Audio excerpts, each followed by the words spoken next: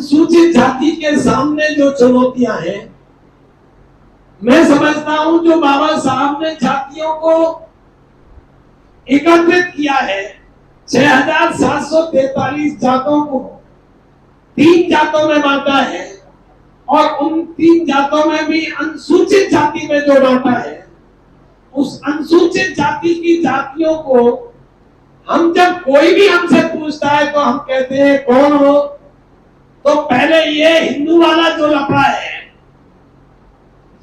हम कहते जरूर है हम बुद्ध धर्म को अपना रहे हैं, हमारी विचारधारा जरूर बुद्ध धर्म की है, लेकिन कागजी तौर पर हम हिंदू हैं।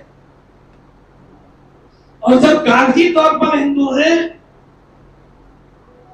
तो जो धार्मिक उद्देश्य से हम बात करते हैं कि धर्म हमें एकता की ओर ले जाता है, एक जैसे विचारों की ओर ले जाता है, ये धर्म होते होंगे जो एकता की तरफ ले जाते हैं, लेकिन ये बात हिंदू धर्म में फिट नहीं बैठती। हिंदू धर्म एकता का धर्म है?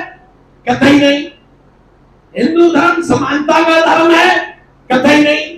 अगर आप हिंदू हैं तो चमार भंगी तेरी कमोरी लोहार बनाई है और रहेंगे, इसको कोई रोकने वाला नहीं है, ना आपको धर्म कुछ करने वाला है। और आप कोशिश करें तो वो कोशिश आपकी ऐसी है कि जैसे कीचड़ पड़ी हुई है, रास्ते में दलदल हुआ पड़ा है, उस पर एक ट्रॉली मट्टी लाए और दलदल में डाल दी और ऊपर से सफेद चादर बिछा दी, तो जब तक उस दलदल से पानी निकल के ऊपर आएगा तब तक तो आपकी चादर साफ है और फिर सही है, लेकिन उस चादर को भी फिर दलदल में चले जाना है। ये प्रयास निश्चित रूप से इसको देखना चाहिए, यही एग्जाम्पल है। हम देखेंगे कि हम जो अनुसूचित जाति के लोग हैं वो दलित जिन्हें बोला जाता है, हम गांव में रहते हैं तो गांव की स्थिति में परिवर्तन कब आया? हम गांव में रहे, हमने गांव में देखा, तो जो गांव में रहते हैं और लंबा समय जिन्हें हो गया है और लंबा टाइम हो गया, वो धरती में बैठे बैठे और अपने गिलास में पानी पीते पीते, जेब में गिलास में रखते रखते वो कोई एमएलए बन गया है और कोई एमपी बन गया है। कैसे बना है? गिलास जेब में रख के अगर वोट मांगेगा तो उसे वोट मिल जाएगा, और स्वाभिमान से अगर कोई पढ़ा लिखा होकर के सोचता है कि मैं एमएलए एमपी बनूं, तो वो कोई गुणा भाग तिकड़मबाजी से भले ही बन जाए, और नहीं तो उसे यही तिकड़मबाजी लगानी पड़ेगी कि गिलास को जेब में रख, पढ़े लिखे को, और गिलास को जेब में रख और कहे कि मैं तो तुम्हारा भंगी हूं, मैं तो तुम्हारा चमार हूं, और नेतागिरी तो आपकी चलेगी, मैं तो नाम को मोर ठप्पे वाला हूं। तो ये सोच कब पैदा होती है? ये सोच जैसे ही हम पढ़ते लिखते हैं, जैसे ही हम अंबेडकर को पढ़ते हैं, जैसे ही हम महापुरुषों को पढ़ते हैं, हमारे अंदर एक स्वाभिमान की स्थिति पैदा होती है, और जब स्वाभिमान की स्थिति पैदा होती है तो वही गांव में रहने वाला बच्चा, वही जो आज तक गिलास जेब में रख के घूमता था और पानी पीता था तो ये कहता था कि तुम अपने आप नल चला के पिला दो, वही पढ़ने लिखने के बाद नल के हत्या को खुद पकड़ता है और फिर उसकी कुटाई हो जाती है। और कभी कभी दिनकर जी ने बताया कि घड़ा छूने पर उसको खत्म कर दिया जाता है। तो ये वास्तविकता है, इसको हम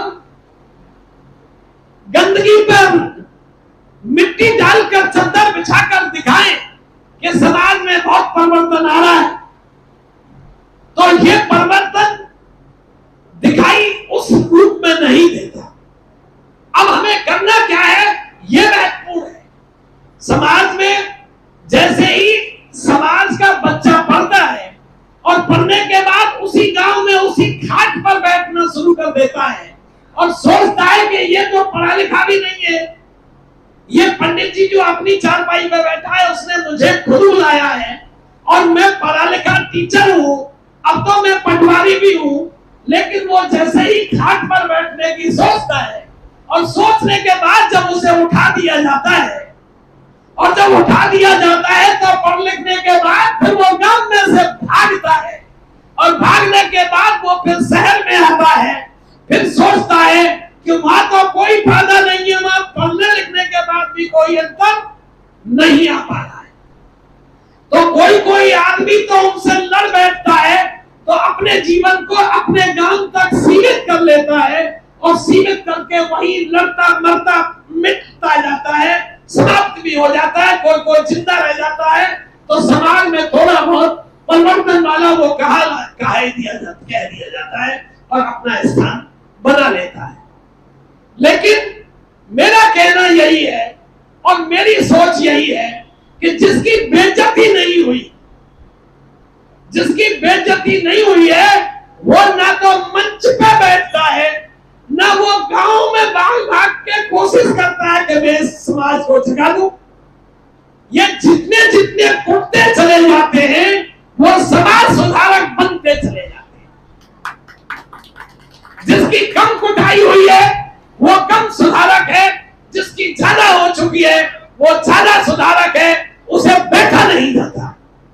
वो सोचता है कि मैं अब जब इतना 10, 20, 50, 100 को समझाता हूं, मेरी तरह के अगर मैंने 100 कर दिए तो 100 भी 10, 20, 20 को समझाएंगे तो ये मल्टीपल होता हुआ हजारों और लाखों तक पहुंचेगा।